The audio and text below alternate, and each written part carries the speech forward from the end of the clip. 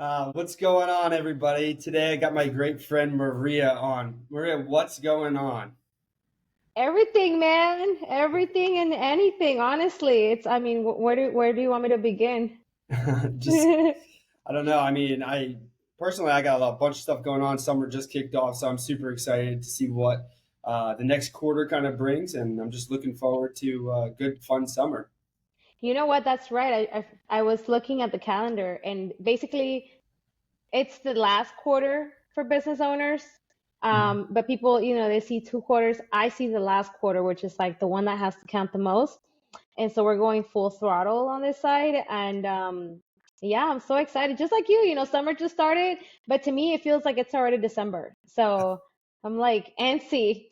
Yeah. So, Maria, before we dive too far into anything, you want to just give a little background about who you are and what you do and who you kind of help? Of course. So, as you know, my name is Maria Rodriguez. I am originally from Mexico City. I live in Dallas, Texas, and I do quite a few things. My main source of focus right now is Airbnb property management, and it just came from me working in restaurants since I was 15. So when I was 15, I started working in restaurants, waitressing, and I just really love the interaction with people and customer service. And back in the day, I was like, oh my God, like, why do I have to work with these people? Like, they're so demanding. I'm talking about like old school Mexican restaurant that, they had a great system. I'll give them that. And it was very systematic to where like new employees knew exactly what to do because it was a system, right? We had to wear the the pencil skirt with a pink button down shirt and the pantyhose, hair slicked back. If you didn't have your hair slicked back, you were sent back home.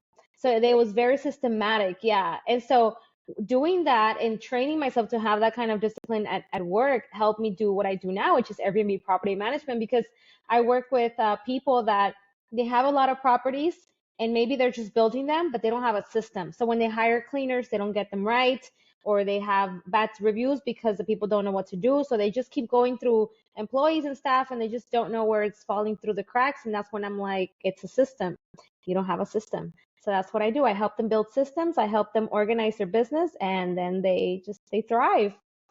So yeah, Nice. How do yeah. you find new clients for that kind of work?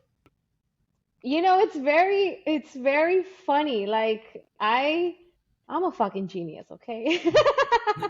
I am the goat, okay? Now share a little bit of secrets here. So if anybody is like trying to start a business in the Airbnb space, or they're in the same position as me, there may be a cleaner and they're like, damn, like I really want to dive into property management. I just don't know where to start, or where to find clients. I'll tell you, God works in very mysterious ways. I am a woman of faith, and I just kind of follow what God tells me.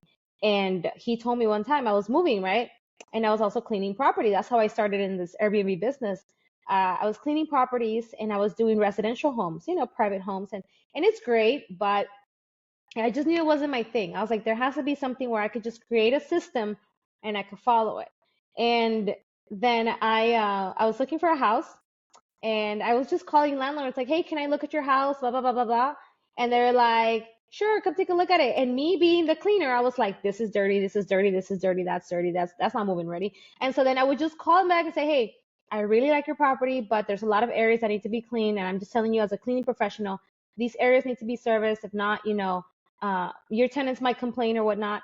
Or just let the company that you hired before know that this area was not serviced, and have them, and they were like, why don't you do it? I'll pay you. And I was like, cool. So then I just started like, I was like, well, I could do this to another person. And so I would just go like on finding like houses for rent, and I would call the landlords if they had a landlord. If not, I would pitch myself to property management. Like, hey, do you have a service provider?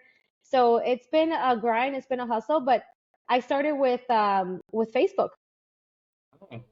Yeah. Houses for And just rent kind on of Facebook. nice. Facebook, Hmm. great tool. That's Yeah. awesome. I always Uh, advocate for Facebook. I feel like Mark Zuckerberg is like my cousin now, and he owes me a check because I've been sending people to Facebook. yeah, they should have something you could kind of like some kind of kickback or something like that. Hell yeah, send So me a Tootsie Roll or something. yeah, for real, something at least. So how many different properties and such? So like, can you explain a little bit what it looks like that you're doing right now? Like, what is it? Can you explain that? Yeah. So It's very peculiar, and a lot of there's companies that do this. What I do is I have cleaners, right? I Hmm. train the cleaners. Say someone has been cleaning houses, and they're like, it's just a lot of overload work. I want something different. Some people really do enjoy taking care of the home and taking care of people that live there, and there's other cleaners that don't. They're very detail oriented. So it's just about picking the right people, training them. And so what I do is I train them, right, to learn how to clean Airbnbs because it's very different from cleaning the house. You find hair on an Airbnb, keep in mind we're in hospitality, so it can fall right back on us, and it's like it's a one-star review, and Airbnb will not remove those, especially if they have a picture. They will ask for the cleaning fee refund. So it's a big commitment. But what I do is I train them to clean for like an Airbnb should be cleaned. And I also do property management. So it goes by percentage, depending on boots on the ground, which is basically like we take care of everything. We take care of all things shopping, stocking, supplies, cleaning, linens, washing the towels, stain removal, all that stuff, doing inventory. And so I take care of all of that. Basically, I take care of it like it's my property. All the things I have to do with the customer experience. And then we do the staging and everything back to where it's like picture perfect. And then I just get I just get compensated for that kind of stuff. But it's very So rewarding. nice. I mean, it sounds like it's crazy stuff, like a lot of work. And do you have a lot of cleaners with like under you, working with you? Well, I live in Dallas, so Dallas is very sparse. People don't understand sparse or sparse. I don't know how you say it, but it's very spread out. People do not understand when they're like, "I have a cousin in Arlington." I'm like, "Yo, that's an hour away. I'm not gonna go all the way over there to meet your cousin." And so the Dallas area, like it's Dallas, downtown Dallas, and then it's outside, which is like McKinney, Frisco, Allen. I take care of this the north east side. Then I have a cleaner that takes care of the northwest side. Then I have a cleaner that takes care of like right outside of Dallas, which is like central, south, upper north type of area. So I have three cleaners, and I have to find more people that are in those areas, so it's not like a whole hour and a half drive because it Yeah. can be very, very, very long. Yeah, I was just because my next question was going to be, are you limited to where you can kind of work with this, or are you looking to kind of train other people in different cities eventually? Like, where are you thinking about growing this business and such? Well, it's funny because I was a fitness coach before this, so I always knew that I wanted to train others and teach them, right? So Hmm. teaching has always been one of my fortes. I can really explain something very to simplistic terms and break it down to where it's understandable. And it's a real gift that I want to keep doing and pursuing. And so I do see myself teaching other people, not other people, but other cleaners. I want to start a business. I want to start a real foundation business with employees because it could be very easy to start getting clients, underprice yourself, and then you're having to do like 10 houses in a week. And that can really, really take a toll on your body.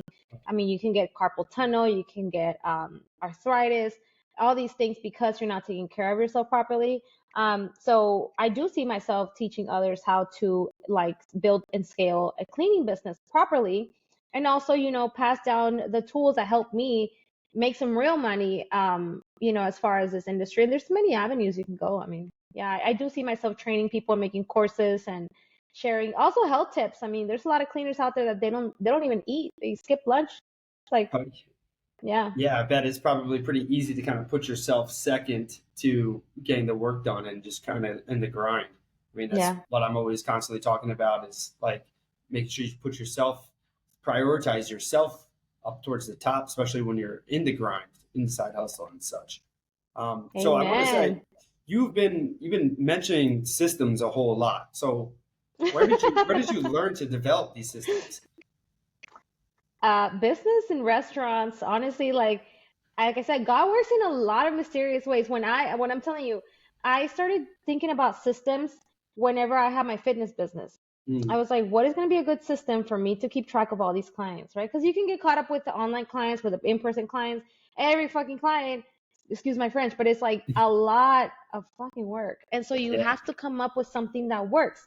Do not reinvent the wheel. It's already invented. Someone has the wheel sketched out. Maybe it's you, it's another coach. And this is the power of asking for help. Hey, I don't know how to do this. Who has a template I could use to keep track? Who has a CRM? Who has used this? Who? So a system is like honestly what has to work.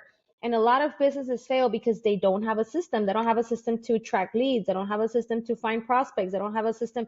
Well, what is a system, Maria? It's a way of doing things that is written in a written form. It's a manual for your business. Literally, it's a manual. I mean, a system can work even in a household. Who's going to take care of the dishes? I mean, even in the house, we had to have a system. Every space has to have a system, whether it Yeah. be your family, your marriage, whatever. You have to have a system. Like, what do we do in case that, something goes wrong? Who do we call? I mean, we're not going to call Ghostbusters. We need to call someone, and we need to have the system of who we're going to do, what we're going to do. And a lot of times, those systems were ingrained in my brain from working in restaurants. And I mean, the pink button down and the pencil skirt. Oh God. Yeah. With pantyhose in the summer in Laredo, 110 degrees. Let me tell you, that Jeez. that system. So I'm guessing so from that so it's kind of like you learn through the work. So it's kind of like your employers kind of were like which helped kind of instill these different systems, I guess, right? Is that what you're kind I'll of tell. saying? Or were you more I'll. trial and error and kind of like basing it together on your own while you were working in these different in that world as I such? I read I read a couple books. Obviously, it's about educating yourself in these things. But a Oh regular yeah. person that is starting a business wouldn't think about a system, right? Because they would be like they wouldn't really connect the dots as to why their employer had them do certain things a certain way. Mm. They would just think like, oh, he was just an a-hole. He wanted me to do his thing on his own terms. Now it's my turn. And no, no, no, it's the ego too. Like, listen, when I was at a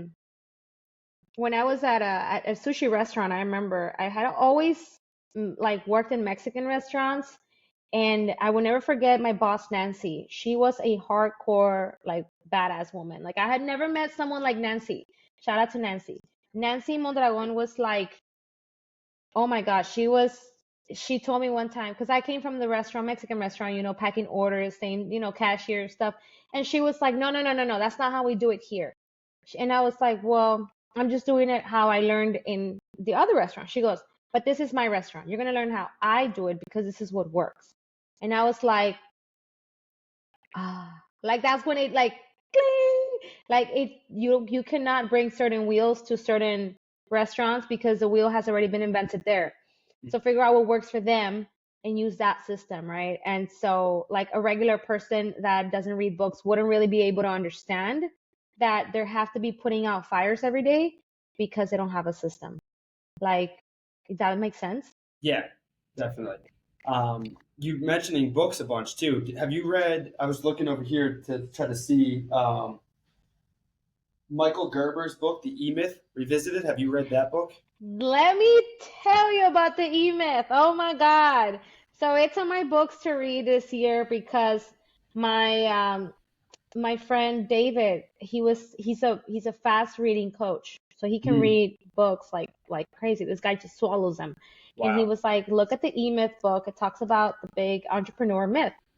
And I was like, amen. It's over romanticized, it's over glamorized. I mean, it's ridiculous how much people are like, not saying it's a bad thing, right? But it's also like shining light as a business owner that does this full time. It's a big, huge fucking lie, y'all. It's like, oh, you're gonna be a boss person, and I think I just made a post on Facebook. I was like, in my idea, it was a Hollywood overly romanticized idea to be the boss, to be the babe. Like, I thought I was gonna be wearing a suit because I was the boss. Like, no, no, this boss is wearing sneakers and like workout clothes, and it's always like I always have to carry supplies in my trunk because you just never know. Like, it's things like that that don't get mentioned, and we also underestimate success. So, tell me about the E-Myth on your perspective, because I've heard. I mean, I want to savor it myself, but I also want you to tell me. Yeah, it's all about like operations and stuff like that. So and creating systems. So it's definitely something to read into. It's another book I need to revisit too. I remember ripping through it. I believe it was on audiobook, so I haven't even actually sat down to fully read. Uh, I mean, I don't know if you follow me too much, but I'm always out walking around, so I'm always listening to audiobooks when I'm walking around. and I'm like half listening, half like paying attention to what I'm doing, kind of thing. So something I definitely need to revisit. So maybe that's what we need to hold each other accountable and make sure we knock that book out. Are you on you follow you on Facebook or Well, yeah, I mean, I'm on Facebook and Instagram, LinkedIn, all those things. So I okay. just I'll I I'll just check your finished up a Facebook more step challenge often. recently. Yeah, Facebook not as much anymore, but a couple months back I did like a step challenge. So I was outside like running laps around my building basically just to get my step count up. That is So so cool. What is your record high step count for like one day, or are you talking like for the month? for a day? Oh, okay. For me, I would say mine is probably around like 45,000, I think. So it's pretty serious day. 45,000 a Yeah. day? Well, Damn. that was like my best one of my best days. So that's like getting up, going pretty much from 3 a.m. on. So Damn, 45,000. yeah. I've hit 15,000 like daily since I started this business. Oh And yeah. people ask me, what program are you on? I'm like, Yeah. working. Lots of work. Send help. It's called the grind. Just running around Surviving all the day. side hustle. Yeah, there you go. Yeah. Yeah, no, 15,000 is insane too. For the longest time, everyone was always talking about trying to shoot for 10,000. And I believe they actually just knocked that down. And now it's like the target for the average person to shoot for is like 7,500. So you're doing twice the amount that normal people are walking or normal people are trying to get to in a day to day. I But mean, some days where I'm not like when I don't have the step challenge going on and I don't have too much in person clients and I'm stuck more doing remote stuff at my desk, I'm struggling to get to like 6,000. So you know what? If you have a standing desk, you could put like this walking thing under it and yeah, just walk. And I was like, I wonder if I'm gonna like trip and fall because I have a standing desk, but I'm like, should I put something under to walk? I don't think so. I mean, then again, we do walk with our phones in our hands, so I'm like, let me just try it. If it doesn't work, I'll give it up. they also make little bike pedals too that you can put underneath and you can pedal with. So that's I another can't thing. imagine. I mean, we're gonna be like on a Zoom call and we're just gonna be pedaling like, what are Rocking you stuff. doing down there? Uh, Ah. um, So, because we are on surviving the side hustle, so I'd like to ask you a couple questions on just different things that you do to kind of keep yourself at the top of the game. So, what are like some tips and tricks that you do? I mean, you're obviously running around crazy, very physical, doing different things.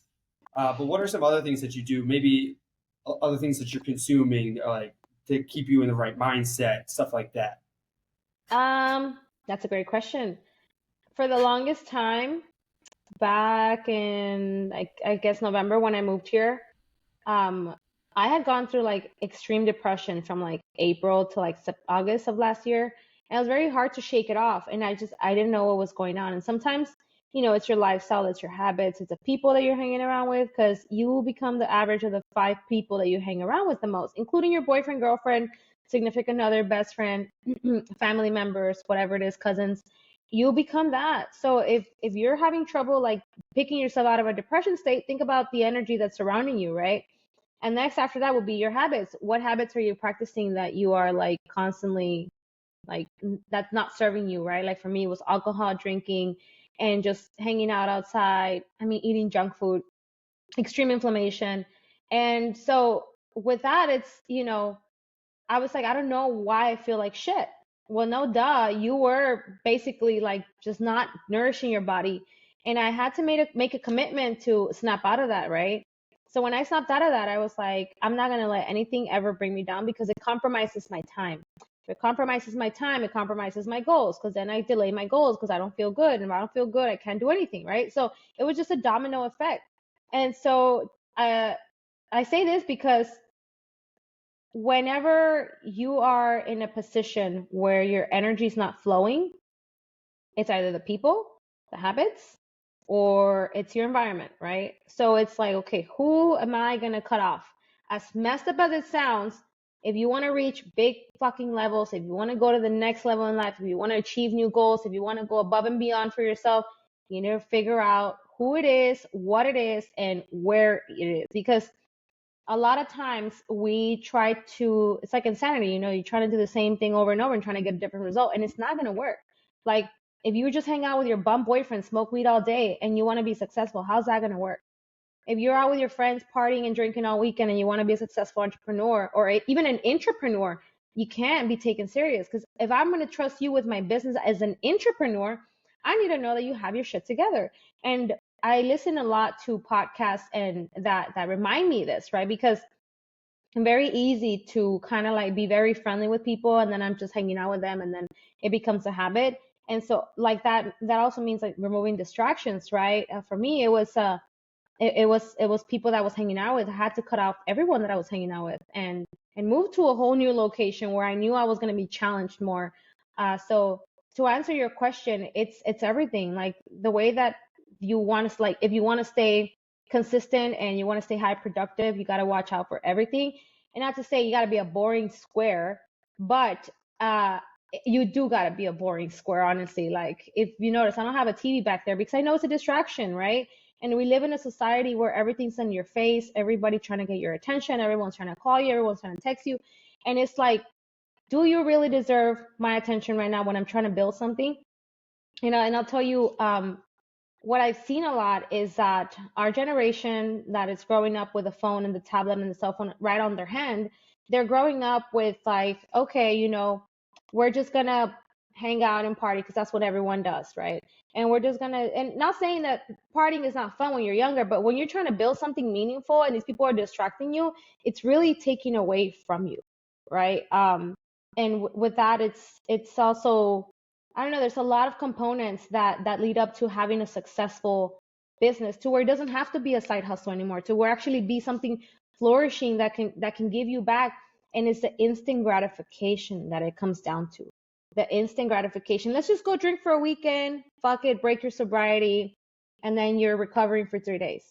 Hey, screw it, man. I mean, let's just hang out today. Let's smoke some weed. Let's just fuck around. It's 24 hours that you could have done something very fucking amazing, productive for your business, for yourself, and be boring, right? Because I mean, if you want to be successful and rich and retire early, you got to be boring when you're young.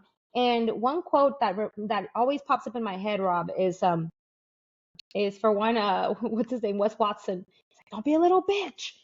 I hear that in the morning at 4:30. I'm like, okay, I'm waking up. I'm up because you could be old and you could be young and broke, but you can't be old and broke. That is, you once you start seeing that life is passing you by like quick, you're like, oh no, I can't do this. I mean, imagine being 60 and still having to work at a gas station because you can't enjoy your life with your grandkids because just never prepared. I mean, what kind of life is that if you really think about it? But it also takes seeing the big picture. Yeah. And you talked on eliminating a lot of relationships and partying and things like that. Do you think it's possible that because they always say drink responsibly with moderation and stuff like that, but like, is it possible to kind of just have a little bit of both worlds, or have a little bit of partying, or do you just go full blown like, I'm cutting everything out for 6 months or whatever it might be. I'm really going to focus on this grinding, and then do you have a little celebration, or do you just grind all the way through? And if you do, how do you prevent burnout? Personally, if you know you can't control yourself, don't do it. If you Mhm. know, it's about knowing yourself too, and knowing your limits. Like, who are you really? Like, who is Robert? Who is Maria? That they can. Do I really know myself? Can I really know that I could trust myself to go out to a bar and just hang out for like 1 hour, have one drink, and go home? Can I really do that? Is there a track record where I've been able to do that? No. Okay, well then don't fucking try it, because you know, and I know, and we all know that you're not gonna do that. And so it's like, and sometimes it's like, oh, ha ha ha, that's funny. Like, you go out for one drink and you end up drunk. That's actually not funny. Like, it's not funny when you realize that it's a consistent pattern of behavior that you're doing, right? For me, I can, like, I've trained myself to know myself and say, hey, when the sun goes down, I need to be home because I already know myself. I have a personal experience where I used to be a stripper, and so when the sun would go down, I was getting out of the dance club because I would work like around 11 to like 6. And when the sun was going down, that meant we're going to go out to another bar and hang out and drink till like 2 a.m. It was ingrained in my brain to have that pattern. So it's taken me almost 5 years to break that pattern. Because even now, when the sun goes down, I come back inside. I'm like, no, I'm not going out because I already know myself, right? So Mm. yes, if you know yourself and you know you can control yourself and you know that you are uh, capable enough to have that self control, of course, go out, have fun, and just come back home because you know that you have that inner strength. Some people don't have Yeah. that inner strength. So And let me ask you, like, how often do you do a personal like audit or reflection? Like, how often do you do that internal kind of look at like, hey, this is who I am. Like, I need to just kind of because I feel like a lot of people don't actually know who they really are. Like, I feel like a lot of people just kind of go through and they don't know who they are personally. Do you feel well, about that? it's the self-reflection. Like it's the self-reflection, and like I said, it's removing distractions to see who you really are. Because sometimes, and I'll tell you from personal experience, when I quit my Instagram, my TikTok, my Snapchat, my Twitter, LinkedIn, all that stuff, and I just kept Facebook. And I kept Facebook because my son has a VR system and it's connected to my Facebook. But then I was like, well, Facebook has everything I need, so why would I get another platform? When I was on those platforms, I was getting my validation from other people, so I was not really tapping into who I was. I didn't even know who I really was. I began this self discovery journey back in August. I was like, who is Maria? Am I really this fun without the alcohol? Am I really? Because I mean, I was fun when I was a stripper. I was dancing, I was all this stuff, and I was fun because I was drunk. But if I quit the alcohol, am I still that fun? And I realized I was a really fun person. I was like, okay, I'm still kind of funny. Well, okay, cool. Then January rolled around and I said, am I really this in love with fitness, or is it just the caffeine? Is it the pre workout? Is it the creatine? Is it the Instagram? Am I doing it for the cloud, or is it really because I want to look good and I want to feel good about myself? I quit Instagram and I quit caffeine and I was like, I do love exercise. I really know myself. This is what I love. I enjoy this without even having to be praised on Instagram because, oh, you look so good, girl. And that's another thing, like having that ego boost. You feel sad, you post a picture, they boost your ego, you feel better, but you're not tapping into why would you feel sad? Why? And that's something that I feel like it's for another topic another day, Yeah, but it's that's it's a that. self-reflection of knowing who you are. Like, are you really this athletic, or is it just because your friends see you on Facebook and they always see you working out, and because that's just who they say you are? Are you living in your perspective or in somebody else's perspective? Another thing I found out is I really wasn't trying to pursue the speaking career. I was living on someone else's perspective because I was like, I'm not really like, it's not my dream to be a speaker. I speak really well. I have a great story, but it's not my dream. And I had to realize that by knowing myself and having that self reflection without distractions and actually doing some internal work and seeing like, who am I really? And testing yourself, right? Because some people are scared to test themselves. Like, and it's scary because then you realize that you're not that fun and you're not that cool and you're really not that caring, and you try to be like, oh, I love everyone, and it's like, I really don't like people, like, and it's okay, that's just who you are. Just be honest with yourself. What does your kind of self reflection look like? Do you do any kind of journaling, like meditation, mindset kind of stuff, or what does that look like when you're looking at yourself and kind of doing one of those audits? Is it during like goal setting periods, or like when do you? What does that kind of look like? I know for me um personally, I try to journal a little bit here and there whenever I can, but I kind of got a little bit away from that as much. I still write my gratitude journal every day, but that's pretty much it. Self-reflection for me is looking back at how I handle things. Hmm. So when it comes down to like stress, and I think children bring that part of you out, a lot of stress, and seeing how you handle it and how they perceive you, and asking those around you like, hey, remember that one time, do you think I could have handled that better? And taking that criticism, because no, I think you overreacted, I think you were this. And kids are, like I said, they're great at giving you great criticism because they don't have a filter. And so for me, it's the self-reflection on my own and seeing, did I really handle it this well? And if I don't have a clear understanding if I did assess that properly, or was it a better way to be assessed, I ask those around me that really care and have the best interest in me and ask them, hey, you know what? I just went through a breakup and this is what I told them. And I feel like I said this. Do you think I should have said it better? And they're like, you were wrong. You shouldn't have said that, or you know what, you're in all right to feel that way. I would feel that way too. And not just asking them to not be biased, right? But it's like having those people that really care for you and they want you to grow. So they'll give you some constructive criticism. Because I had some coaches when I was going through my breakup. I was like, listen, this is what I was saying, and they laid it down on me, and they were like, you shouldn't have said that, or hey, you have all the rights.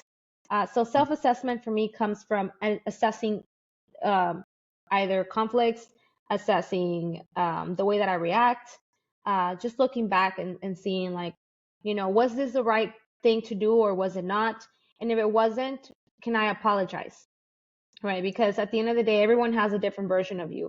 And it's not that you want to have the best version for everyone, because sometimes it's just not how it's going to work. But it's always having that inner peace and saying, you know what, I fucked up. I'm going to say sorry. I'm sorry. And just moving on.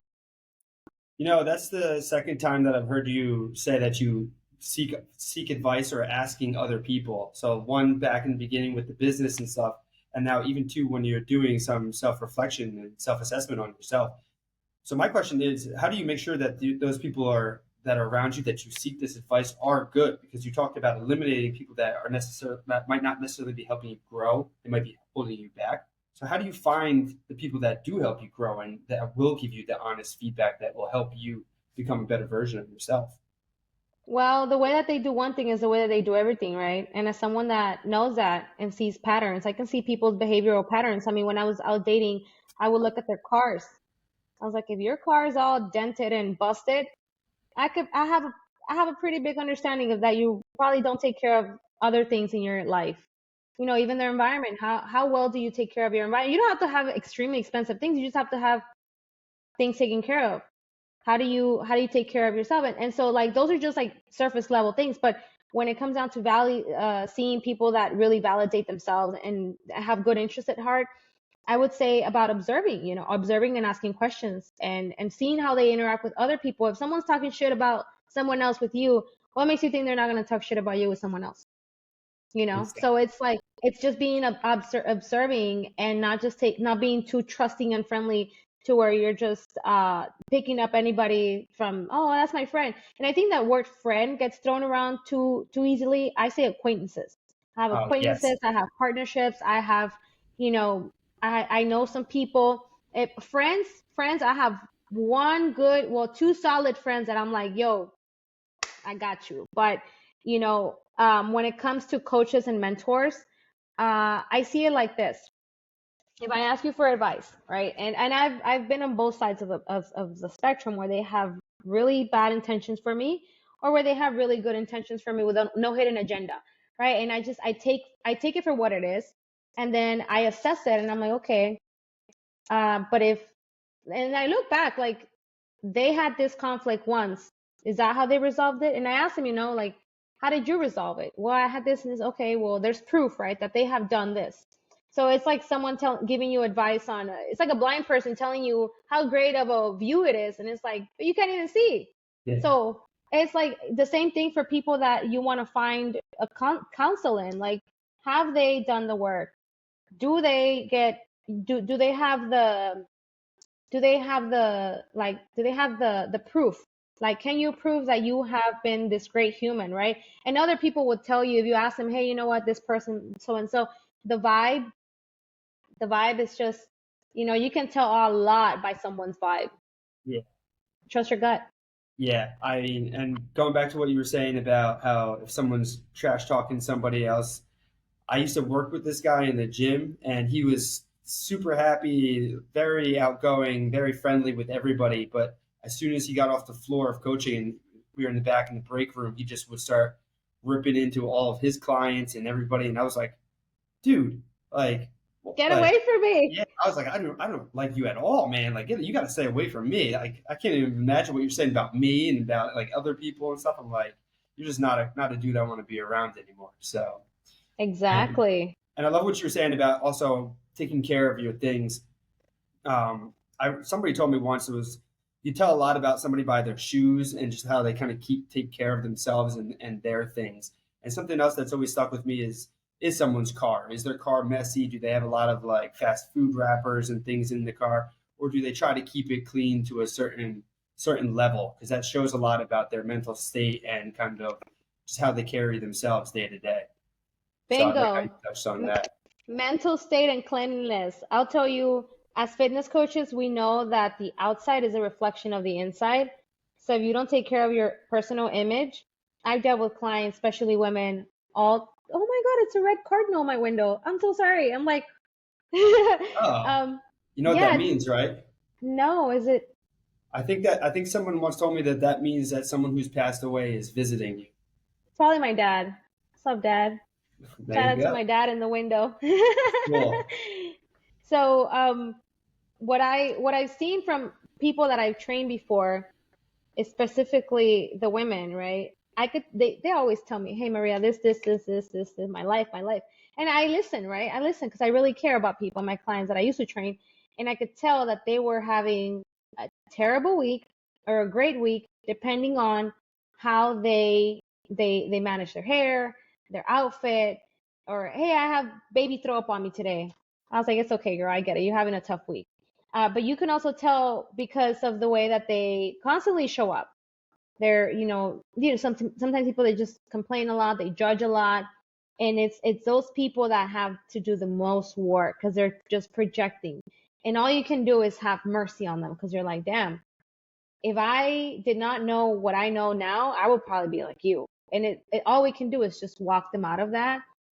But the clothes thing, I'll tell you, the way that people dress, like if someone just throws their shirt in the dryer and it's all wrinkled, I'm like, babe, we didn't have 5 minutes to just iron our clothes. Like we didn't Yeah. have 5 minutes to like gel our hair back. Like didn't we wake up early enough? Do we not prioritize this event enough to where like, hey, I need to get dressed because my first impression counts. Because what it's not just about vanity and I want to look good and all about looks. But at the same time, you look good, you feel good, people perceive you well, and you show up even better. I'll tell you, Brad Lee always says this. He says, if you look good, you feel good. If you feel good, you do better. And if you do better, life is better. And Oh, it's true. It's true. People that are fit and they take care of themselves show that they have discipline and they care about themselves. So they care about themselves, the way that they do one thing, the way they do everything. So they care about everything and anything. So I could trust you with yeah. my business because if you care about yourself enough to even like fit, do exercise and be fit, like I could definitely trust you with my business. Oh yeah. Do you know who Deion Sanders is? No, please enlighten me. He's a mega star in like football. He was like football, baseball, all these different sports. He's a great guy and incredible athlete. And he's quoted for famously saying, "Look good, feel good, play good, and when you play good, you get paid good." So that's Yes, one of his big quotes too. So him and Brad Lee are pretty up there with the same mindset. And yeah, you said it exactly. And when you do keep yourself in shape, that's why I also feel like fitness is kind of like a gateway drug for entrepreneurs because if you can put in the discipline, you can put in the time to take care of your body and show that you do go to the gym and you work hard on yourself, it's a reflection of your business too. Business, you might not be exactly where you want to be right at this moment, but if you're putting in the work in for your body and your mind and eating right and surrounding yourself with great people, the business is gonna it's just gonna follow with it. exactly. You know what? Exercise is what I call self-improvement in real time. Mm. Self-improvement in real time. It's like you're chipping away. Like I know you've seen this picture. It's like when you're working on yourself and it's like a statue of like this girl that's like real defined up here, and then she has like a little chisel and an axe, and she has like she's a little like thicker on the waist, but she's chipping away at it. Yeah, I've And so seen that. that's self-improvement in real time. And it's true. I mean, you might not see it right now, but I mean, I've been working out for almost 12 years and I'm barely seeing like actual results that I'm like, damn, I could eat for like 2 weeks. Okay. And when I just come back, my body's like, I'm ready. I'm Yeah, ready. It takes time, lots of effort. And you are in the industry where you provide this gateway drug. And sometimes people don't say that, like, why do I need to work out? yeah. Trust me, you need this. So many other benefits too, other than just looking good too. The energy, the mood, just you feel good because you're also building the trust with yourself. So Yeah, like when you tell yourself, "Oh, I'm going to go to the gym. I'm going to do these exercises. I'm going to get that done." That's checking off in your brain. Like, yeah, I said I was going to do something, and I followed through with it. So you're building that trust in yourself, and when you have trust with yourself, that's confidence. And the more Hmm. confidence you have, and more confident you are going into deals, going on speaking engagements, meeting people, sales calls, all those different things that are going to help your business, you have more confidence in what you're going to be doing, you're going to have more success, right? Amen. It's the confidence for me. I'll tell you, quick story on confidence. I wasn't always the prettiest girl in the class because I was just a hot Cheeto and cheese type of chick in high school. But I will never forget good old days. I used to go to the Circle K and just buy the bag and just put a bunch of cheese. That was my snack. That was like my I've been recovered Cheeto hot girl for a long time, but when I was not so confident, I'll tell you, I didn't approach people, I didn't make friends. I was always like, okay, just like a little shaking puppy in the corner. Are you okay, Maria? I'm okay. Like it was like, dude, like get your shit together. So now, having that confidence from fitness, it just spread all over my personal life too. I mean, I shared today on Facebook that I had this client who I had to go give an estimate for, right? It was a move out. So we also provide move out cleanings. And he was like, come do the walkthrough, whatever. And I was like, it really wasn't like that big hard job, but I was like, all right, cool. I don't know, I'll give you this quote. It was very basic sweeping, mopping type of shit. And so then I gave him the quote, didn't make a lot of profit. So I was like, okay, whatever. But I know that this relationship is going to turn into something great, right? Because the person has property. So hello, you you give something, and it goes back to the Bible. The Bible says, you work wholeheartedly, and you are working for God, not for the mankind. So I was like, you know what, God, open some doors. I'm just gonna drop the quote on this. So I dropped the quote. Next thing you know, he calls me. He's like, hey, I want you to come and clean my house now. And I was like, what is your budget? And his budget was like, this amount. And I was like, oh, I don't know if I feel confident with that. So I said, you know what? I'm just going to trust. I sent him actually before this, I sent him two more cleaners. They didn't answer. I sent him three more cleaners. They didn't answer. He's like, hey, it's been a week. No one answers. I said, you know what? I'll just take care of it for you. So then I do the walkthrough, and then I'm like, listen, I have the confidence, right? I talk myself through this. And Brandon actually said, practice your speech 3 to 5 times before your actual event and you'll be successful. So I was like, you know what? I'm going to practice my pitch to this person, and just call him Mr. Roberts. I was like, Mr. Roberts, after doing your walkthrough, I inspected this, and this, and this, and this. I said, unfortunately, I cannot service you for that amount. I can do double that. And I'll do it once a month, and you're going to send me some referrals so we can keep your quote at this. If you send me at least 2 to 3 referrals every month, I will do the following quote, at the same rate. He was like, okay. And I was like, cool. He didn't even budge. And so sometimes when we're scared because we don't have the confidence in ourselves to deliver, because we know we're not the best, and we know we don't have what it takes because we don't keep the promises to ourselves, how are we going to keep the promise to someone else? It's like saying, I love you. You don't love yourself. How are you going to love me? You don't even take care of your diet. You don't take care of your body. You don't take care of your mental state. You don't take care of your car, your house. How are you going to take care of a family? Yeah. So I was like, yo, the confidence. I mean, if I would have been like, Mr. Uh, geez, Mr. Roberts, this is a little too cheap. Like, he would have been like, no. But I was like, listen, I practiced my pitch and I pitched it, and he was like, okay. Shook hands and everything, sent him the contract, signed it for a year. I was like, Boom, just like boom. that. Exactly. So, I mean, imagine that. Like, I would have been fucking myself out of 2 leads every single month if I wouldn't have just had the confidence to tell him how I really felt, because I don't have the confidence in myself. But I do, because I put in the work 12 years ago. So, Crushing it, crushing it. So I want to give an opportunity here to kind of promote. You got anything special going on? Or is it just you working just in the area there, just looking for more places, or what do you got going on? so right now I also do obviously business consulting, right? I help other business owners, especially in the Airbnb business, that they want to systemize their own thing. I do the discovery coaching as well. So I help budding entrepreneurs or people that have already a business and they're like, I don't know what else to do. I want to be more creative. I want to start something else. I also help them with that. I do business consulting.